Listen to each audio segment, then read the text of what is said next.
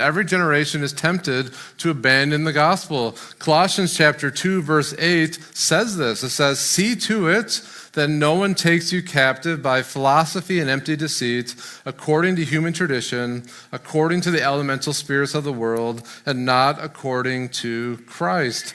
So there you have it. Why did Paul, by inspiration of the Spirit, write the book of Colossians? It's because people in the church were trying to take them captive with false teaching.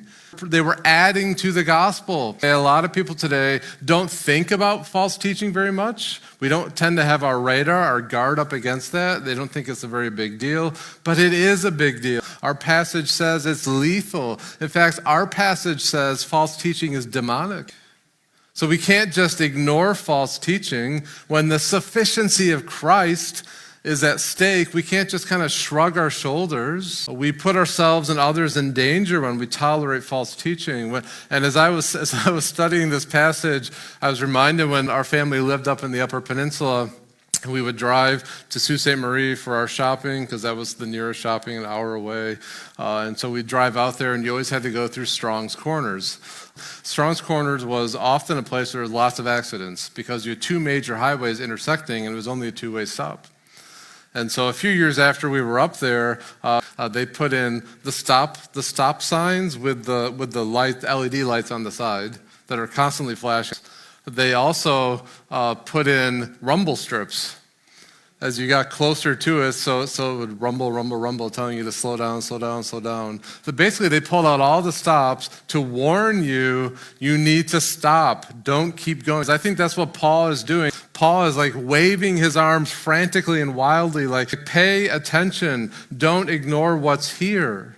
False teaching is dangerous and it's prevalent, and we're prone to wander and to buy into this false teaching. And there were three false teachings in particular that the church in Colossae was struggling with. They looked different on the surface, but underneath they all drank from the same poison. And what makes them so dangerous, and what makes any false teaching so dangerous, and you need to latch onto this, is they'll talk about Christ. They'll talk about Jesus. But it's Jesus plus this. Jesus is not at the center. They claim to offer a plan for spiritual development without Christ at the center. They essentially said, Jesus is good, but he's not enough. So at its heart, this false teaching advocated a pathway to fullness and favor with God that refused to rest satisfied in Christ alone. So again, Paul is waving his arms wildly that we must not let such people judge us as inferior. We must not let them think that because we don't have this spirituality as they have it, that somehow we are inferior. In fact, it's the complete opposite, Paul would say. It is actually fleshly and ungodly, this result of refusing to seek strength, seek guidance from God through Christ alone.